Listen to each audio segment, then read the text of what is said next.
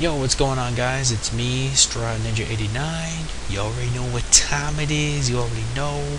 I don't need to go on and say it. You got the forks, you got the knives, you got all your shit. It's time for you to eat some of that grub because it's time for that Toriko review goodness. For Toriko, not episode, manga chapter. Oh god, I messed up. Manga chapter 252. That is 252 review of Toriko. Now, this chapter of Toriko is basically it's still the flashback that keeps on going, and it's a pretty interesting flashback. Basically, the big important stuff I'm gonna talk about, it's basically the very end of the chapter was like, yeah, like what the fuck, man, like that kind of shit. So there really isn't anything too fucking crazy or anything like that goes down. We'll basically get some more revelations, we get more progression with the flashback and stuff like that. So basically nothing too crazy or nothing too spedaz or anything like that. It's definitely at the very end, but that's technically it. So overall, this flashback is pretty much continuation. We see, Midora pretty much living his life, so, his so-called brothers, living with them, still growing up with them, training every day, learning new techniques and stuff like that. Basically, he goes to this Devil Minochi field that he wasn't really ready yet. He got scratched. He got pretty wounded, like, that guy's knee, like, really badly. So what happens is that they have to take him back. Okay, he had decided to take him back into the hut, like, late at night. He basically got this thing called a revived water. It's basically this water that basically revives the gourmet. It's basically a water that it's basically food. Like, it's technically the gourmet cells inside the food that they put in, whether it be water, drinks, whatever, and once you do, your wounds will heal. But he also says, keep this in mind, not all of this will heal your wounds. Some of it will and some of it won't, so it's a 50-50 chance. But in a case, a special case, and in that case what he was taking, yes, it actually healed him. And apparently they were kind of teasing him, thinking that, oh, he thinks he's like gonna be like stronger than us someday and stuff like that. Yeah, right. And then Midora starts to remember this really, really dark, disturbing past, where technically it's like a bunch of these people, well, not people, but you hear them saying like, oh, why does this devil even exist and shit like that and blah blah blah, whatever. The typical type of like in those flashbacks you see in like either anime or manga, where like the protagonist and basically he's being ridiculed and shit like that. Basically we've seen that kind of stuff before, so it's whatever to me. We've seen that kind of stuff before. I mean, still you feel for the guy, but overall you see this kind of stuff most likely. So anyways, meanwhile after that, so we pretty much move on and we fast forward after that. And basically, again, it's just more of enjoying life and stuff like that. He says every time something, like he enjoys the company, and this is the most important thing, what we always know in Toriko, that the most key effort to enjoying a meal is enjoying it with others. And again, when it comes to the whole food thing, Misatoshi is just brilliant of bringing the whole food and, bonding together. And I think he does a really excellent job with that. So again, Misatoshi, brilliant narration. Basically it's just him that he would say, and also we get some funny moments where every time that they would do something stupid or they would disobey, they will make one of the disciples do something like stupid, like, or just punish. It's like a punishment game that they have to do if they disobey like the master and stuff like that. Especially when it comes to Jiro, because he's a fucking drunk. He's a crazy fucking, Nagi, grand Nagi. Yeah, it's a grand Nagi. Alright, sorry. And I'm not supposed to get too crazy, because obviously this isn't really the right chapter to get too crazy of, but, grand Nagi, man, that was insane. So anyways, as we move on, we also get to see a younger version of Granny Setsuno. And she's wearing some kind of like Tarzan. It's like funny. She's wearing this like kind of like Tarzan kind of like outfit or something like that. So basically, it's the younger version of Granny Setsuno, and she kind of looks like a mixture of like Bulma and some kind of like Tarzan kind of thing. But whatever. She's, I guess, kind of cute, like, in a way, sort of, kind of. And then like I mentioned before, there's this part where Biora pretty much thinks like he still has some deep scars within his memories, and what it is basically like these people, the world will not disappear.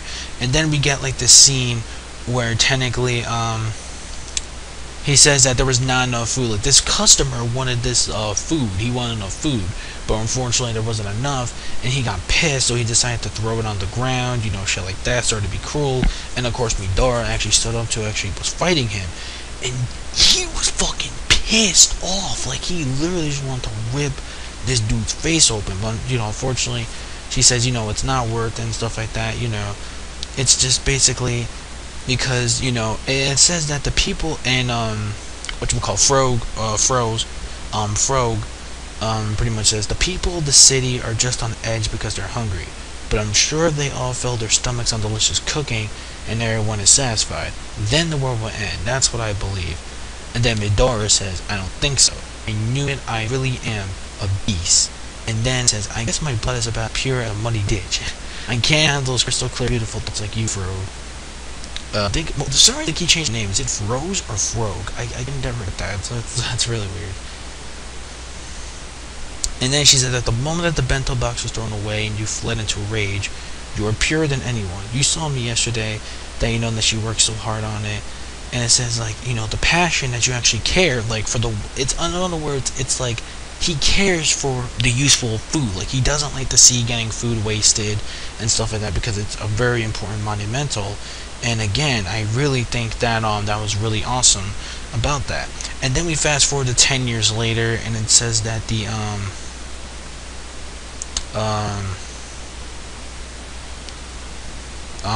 pretty much, 10 years later, and the four beasts decide to attack the human world, and Ichiru and the rest of the gang were already on the scene. Unfortunately, they have successfully, and this is before the whole four beasts was re-emerged again. This is before then.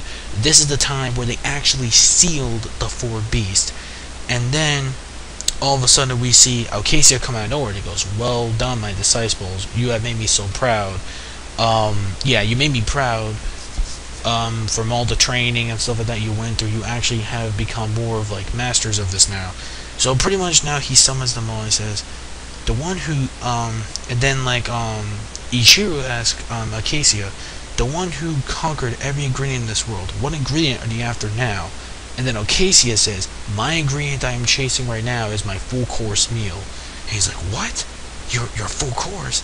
Then they're like, well, we don't even know anything about your full course meal. You guys really need to get ready too. And this is the key important part. Now, this is the real on part I'm actually going to do. And this is very important. Now, I think the very end of this flashback was just, whoa. Like, very, like, what the fuck, man. Holy shit. Oh my god, this was crazy, man. Anyways, it says you need to get ready too. Not long now, the solar eclipse will appear. It's likely that in close to 1 month, the sun will be completely blocked out. There will probably be a ceasefire in the war, but the difficulty in producing food will be even more rigorous than I thought it would. So we need to gather all the ingredients we can while we have the chance. Otherwise, the people of the world will starve. And then Frog knows exactly, she knows exactly what Acacia is talking about. She goes, so it's finally come that day, huh? Says, have you finished your immersion, Froze? You know, your the food immersion thing, you know, like the food honor, food immersion, whatever it is. And then he says, wait a minute, those fairy tales you told us as kids, Acacia, the four beasts really did show up. So when did the solar eclipse? Is there really going to be a demon king that will bite the sun? Then Acacia's like, don't be ridiculous. That right there is just a fairy tale. And then he's like, wait, what? And then at the very end, we hear like a thump. Like, he's like, what the fuck is this? What is this? Some like Attack on Titan shit going on here? Like, what the fuck? And then Ichiru says, this aura, Pear has come to meet you, huh? Yes, please, no one interfere. That's what Acacia is saying. Those are blue NITRO. No one can beat them. So they've all come together. And then the greatest part was like crazy. You see a massive herd of fucking blue NITRO just like around. It's like ridiculous. And I gotta stop because my camera is thinking. Okay, so now since I'm done with that, what are my overall thoughts on this week's chapter of Toriko? Overall, again, I would give it a 4 out of 5. A very nice pacing for the flashback. Pacing I thought was very well done, very nice. The flashback is holding up very well, especially at the end. So are these blue nitro the true ingredients for God? Could it really be? Because we see these massive blue nitro. So Pears is really this big gigantic nitro creature motherfucker that Casey was talking to, and it's like, Jesus. And you know, this shit kind of reminds me of like Attack on Titan kind of feel. You know, it was actually some pretty damn epic shit. So overall, not too much crazy stuff has happened. When it comes to story progression wise with the flashback, it did a pretty damn good job. So overall, just like last week, I will give it a pretty good one. Hold on, my phone's ringing.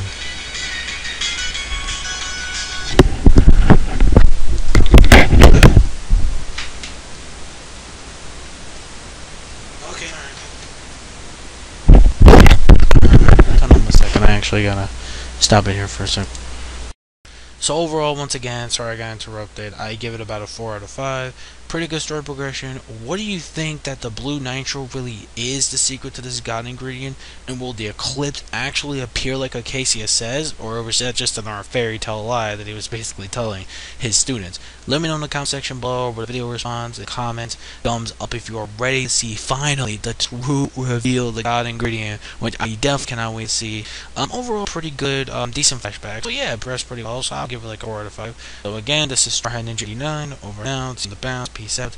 And I'm on Convan, keep supporting what you're reading, what you watch, and kirakimasu. Sorry this review was kind of late, but I was pretty busy for that weekend. Plus, this review isn't really going to be on that long, because basically it's just a continuation of the flashback and stuff like that. But it was still pretty good, still pretty interesting.